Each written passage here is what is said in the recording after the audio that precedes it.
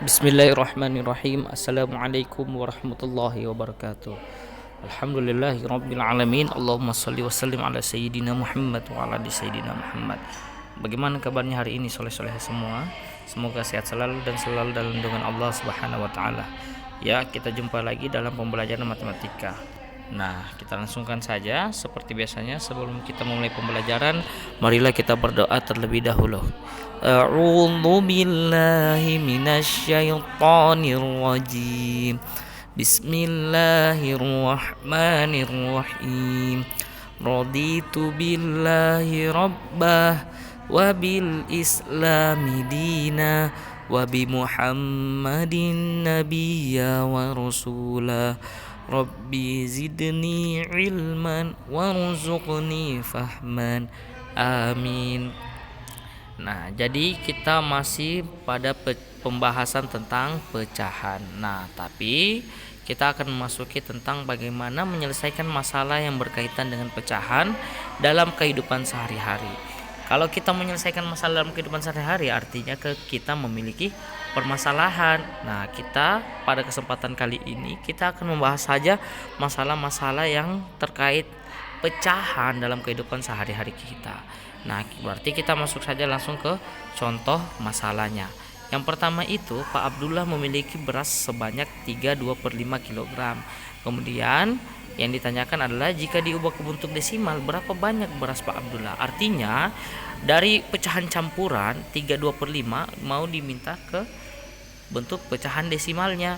Nah, cara penyelesaiannya adalah seperti yang kita ketahui bahwa mengubah pecahan campuran ke desimal ini kita harus mengubah dulu ke bentuk pecahan biasa, yang mana akan menghasilkan 17/5 seperti yang sudah kita kerjakan pada pertemuan sebelumnya, bahwa 17/5 ini berasal dari bilangan bulat dikali dengan penyebut, yaitu 3 kali 5 sama dengan 15. Kemudian kita jumlahkan dengan pembilangnya, 15 tambah 2 berarti 17.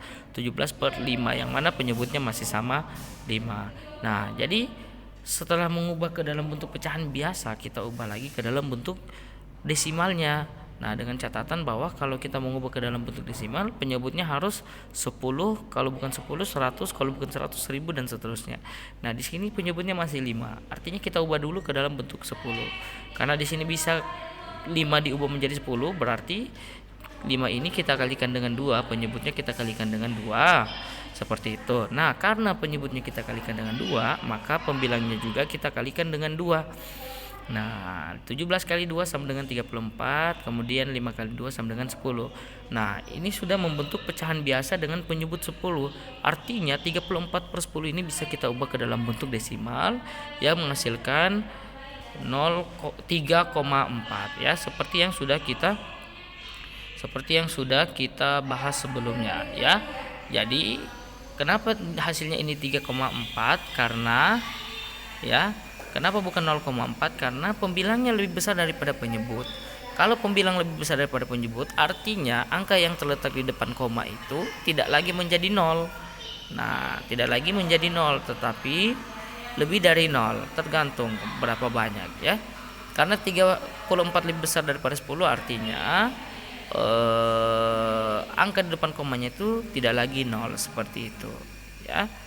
Menghasilkan ini 3,4. Caranya adalah 4-nya ini kita jadikan angka di belakang koma dan 3 kita jadikan di depan koma. Jadi kesimpulannya berat beras Pak Abdullah adalah 3,4 kg. Nah, kita masuk ke contoh yang berikutnya, kasus berikutnya. Yang pertama ya, yang kedua, Ibu Aisyah pergi ke pasar untuk membeli mangga dan pisang ya. Kemudian Ibu Aisyah membeli mangga sebanyak 1/2 kg dan pisang sebanyak 2/5 kg. Ya, mangga dan pisang memiliki harga yang sama untuk setiap kilogramnya. Artinya harga pisang dan mangga ini ya memiliki harga yang sama kalau 1 kilonya. Misalkan 5.000 pisang berarti 5.000 juga mangga. Tapi pertanyaannya di sini, Ibu Aisyah hendak membayar belanjaannya. Maka buah mana yang lebih banyak Ibu Aisyah bayar? Kalau harganya sama untuk 1 kilonya atau setiap kilonya, maka bayarnya lebih mahal itu tergantung dari beratnya. Bagaimana cara kita menentukan yang mana yang lebih berat? Tentu saja kita ubah dulu ke dalam bentuk desimal supaya Mudah. Nah, pertama kita ubah dulu mangga yang 1/2 kilogram ini ke bentuk desimal. Sama seperti contoh sebelumnya bahwa kita harus mengubah ke dalam bentuk penyebutnya 10, kalau bukan 10 100, kalau bukan 10 100 1000 dan seterusnya. Di sini 1/2 masih memiliki penyebut 2. Maka kita ubah dulu ke bentuk 10. Karena 2 bisa diubah ke dalam bentuk 10, maka kita gunakan yang itu ya. Maka di sini 2 untuk menjadi 10 harus kita kalikan dengan 5. Penyebut 2 kita harus kalikan dengan 5 supaya berubah menjadi penyebut 10. Karena penyebut dikali dengan 5, maka pembilang juga dikalikan dengan 5 yang menghasilkan 5/10. Nah, kalau 5/10 ini desimalnya berubah menjadi 0,5 seperti yang sudah kita pelajari pada pekan sebelumnya atau pelajaran sebelumnya. Pembilang kita jadikan dengan angka yang di belakang koma, letaknya itu di belakang koma angkanya. Di sini 5.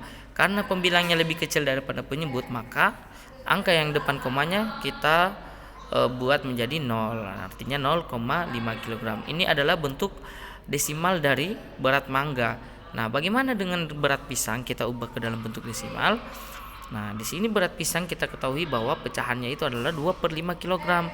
Nah, sama seperti mangga bahwa penyebutnya harus kita ubah dalam 10. Di sini 5 kita bisa ubah ke dalam menjadi 10 dengan cara penyebutnya itu 5 kita kalikan dengan 2. Karena penyebut dikali dengan 2, maka pembilang juga dikali dengan 2 yang menghasilkan 4/10. Sama seperti cara penyelesaian mangga bahwa 4/10 kalau kita ubah ke dalam bentuk desimal adalah 0,4.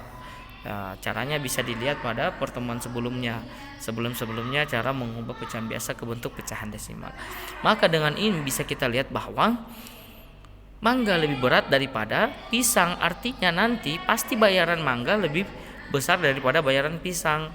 Dari mana cara menentukan lebih berat? Karena 0,5 lebih besar daripada 0,4 ya. Ini maksudnya 0,5 lebih besar daripada 0,4. Dan itu pasti ya. Seperti itu. 0,5 lebih besar daripada 0,4. 5 itu lebih besar daripada 4. Maka buah yang lebih besar bayarannya adalah buah mangga, seperti itu. Nah, jadi kita masuk kepada soal. Jadi kira-kira ini bentuk soalnya, ini cara pengerjaannya mirip seperti contoh soal tadi yang sudah kita bahas ya. Nah, silakan Ananda Soleh-Soleha simak baik-baik kembali contoh-contoh yang sudah kita bahas tadi. Kemudian kita coba untuk menyelesaikan soal cerita pada latihan kali ini, seperti itu. Baik, terima kasih Soleh-Soleha.